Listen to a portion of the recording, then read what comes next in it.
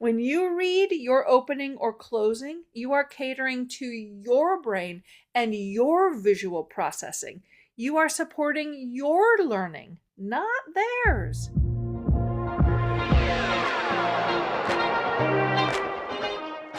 Welcome to the Foster Your Voice podcast with me, Kristi Foster.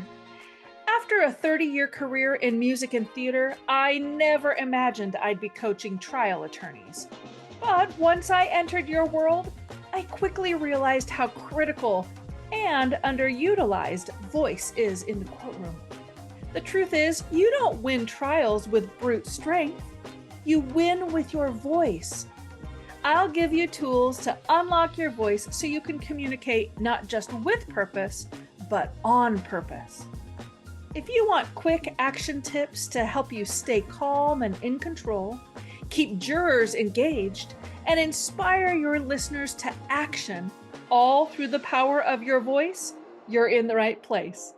I'm Kristi Foster, and I'm here to help you foster your voice. Hello, Foster fam. Hey, hope you're doing well. Welcome back to today's episode. Now, before we get into our discussion about cognitive load and why it's so important that you're strategizing around it, it's confession time. My name is Kristi Foster, and I am a procrastinator. Hi, Kristi. I'm never delinquent, but I definitely wait till the last minute for things. I always have. The proactive organizer in me loves having deadlines to work to, and I always meet them. But I've always wanted to be one of those people who would get the assignment at the start of the term and just do it right away, get it over with, and be able to move on to other stuff. But no, that's just not how I'm wired. I'm totally on top of things, but I procrastinate like nobody's business. Now, if I'm honest, I've used that knowledge about myself as evidence that I'm lazy or undisciplined. That story feels convincing in the moment, doesn't it? Have you done that too? I know I'm not the only one. I can't be the only one, right? So be sure to let me know if this resonates with you. Anyway, I was really interested when this article came across my desk called "Procrastinating Isn't a Sign of Laziness or Lack of Willpower," neuroscientist says. How to get unstuck. So I put the link to the full article in my show notes.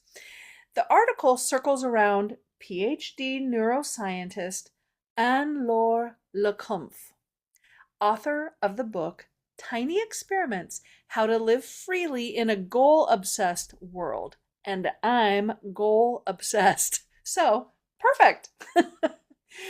Anyway, she says that procrastination is, quote, just a signal from your brain that something is not working quite right at the moment, and doesn't need to be a source of shame. Instead, it's time to get curious about that signal. Now, my coach says that to me all the time. Let's just get curious about that. Because she knows that curiosity removes shame. Judgment is what keeps you stuck. So try to discern if that signal, that procrastination, lives in the head, the heart, or the hand. This is Le Cunff's triple check system. If it's stemming from the head, that means that your rational self is questioning if the task is even important or worth doing in the first place.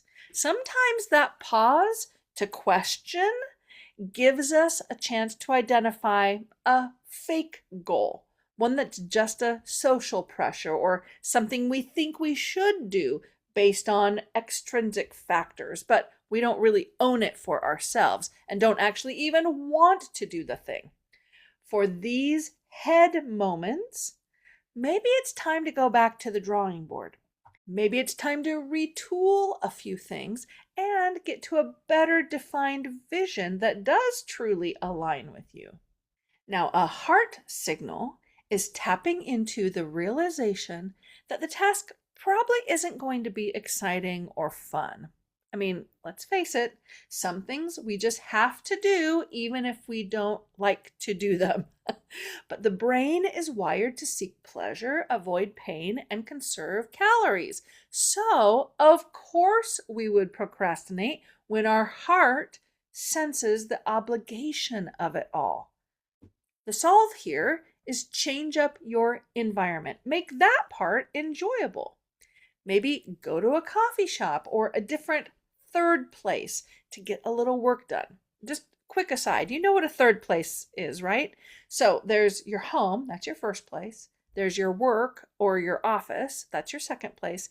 And then you need to have a third place just to mix things up, to kind of jolt your concentration or create community and socialization and just generally promote mental well-being. So think cafes, libraries, parks. Use your third place to get unstuck from the procrastination that comes from those tasks that you just have to do that you aren't particularly excited about. They're not fun or sexy. You just have to do them. So make your environment exciting and fresh. Or grab a colleague or create a co-working session over Zoom. Just zhuzh it up a little bit. Lastly, procrastination that checks that third box, the hand, it means that at a practical level, you don't believe that you have the right tools, the right skills, or the right support network in order to get the task done. That's what Le Cunff says. This is when you have to resource yourself. You have to get creative and brave. Ask for help. Cultivate the support that you need. Support should involve coaching, mentoring, or asking your company or your firm to sponsor an online course or bring in some training or send you to a conference or a CLE. The triple check system helps circumvent the shame component of procrastination, Le Cunff says. When you know you're procrastinating, get curious. Approach it like a scientist. Ask the questions. Is this head, heart, or hand? Do I align with the task? Am I just dreading it so I'm delaying? Or do I really not know how to do it and could use some resources? No shame, just data. Get curious, diagnose it, and then move. Hey, real quick, if your jurors look confused when you say liability, standard of care, or damages, they're not tuning out because they don't care. They're tuning out because they don't speak law. I've put together a free guide called Top 20 Legal Terms to Avoid and What to Say Instead. It'll help you simplify your language without losing credibility, so your message actually lands.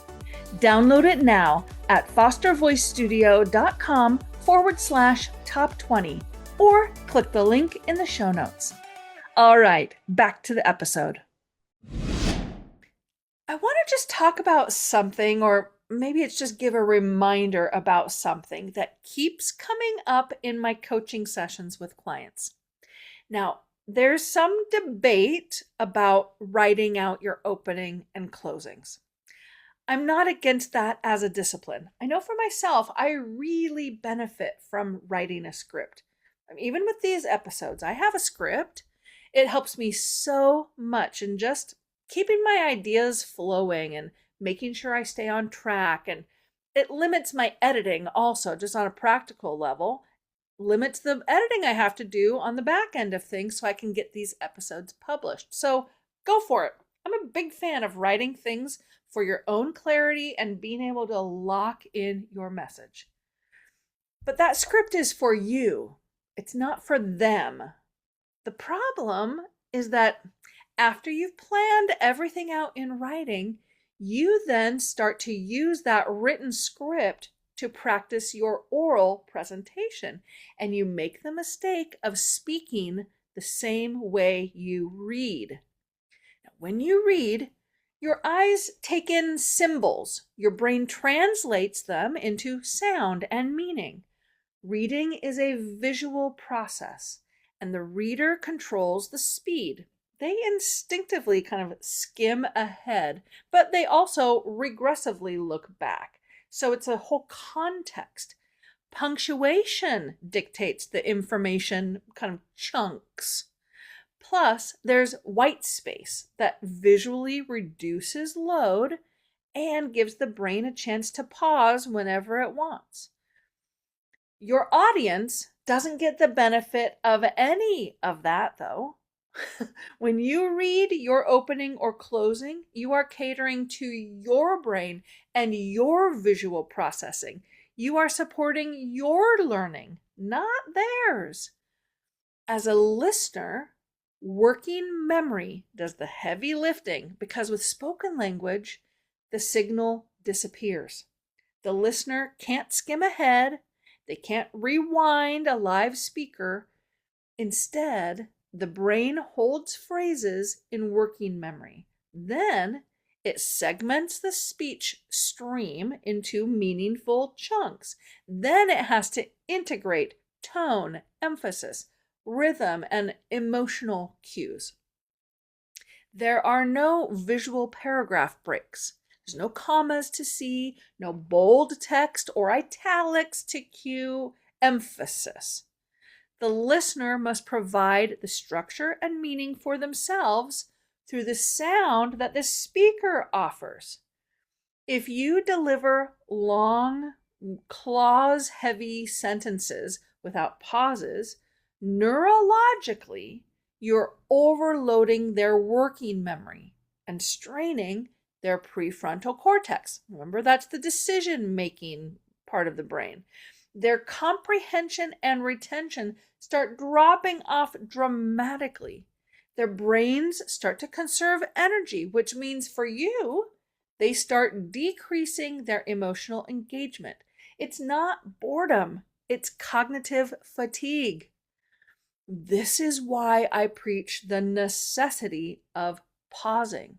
It's not for dramatic effect. Well, it's not just for dramatic effect. It does do that sometimes. But also, pauses function as reset points for their working memory.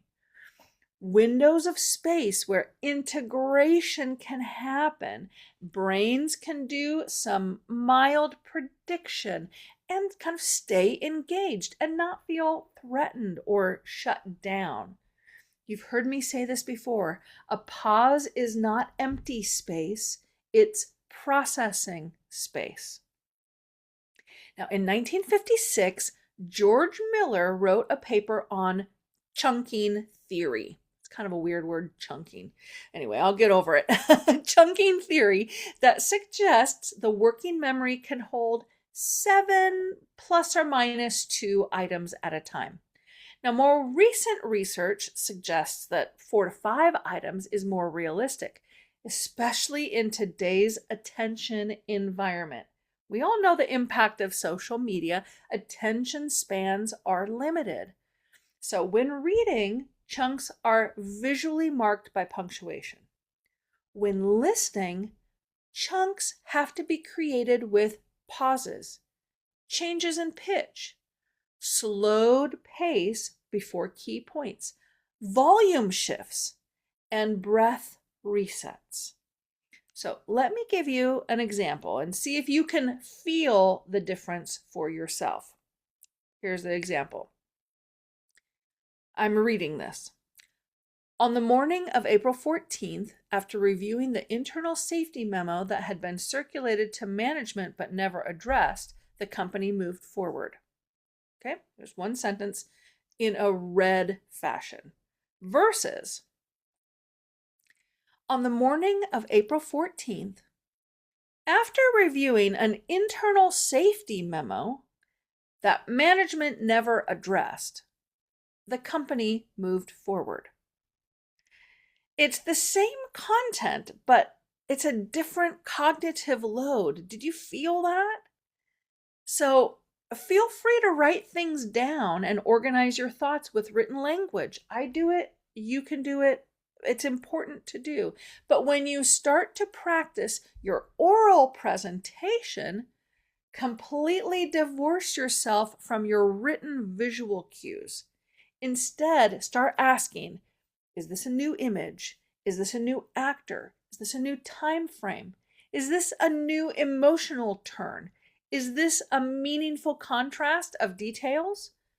Pause there. Infuse something different vocally to signal the concept shift. And keep your phrases short, short, short, short. That's how you can prevent overload and fatigue for your jurors. Remember, if your pausing mirrors written punctuation, you're serving the page.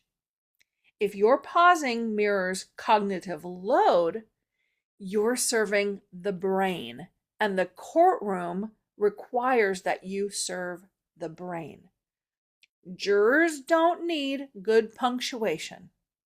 They need good chunking strategies and more pauses than you think necessary.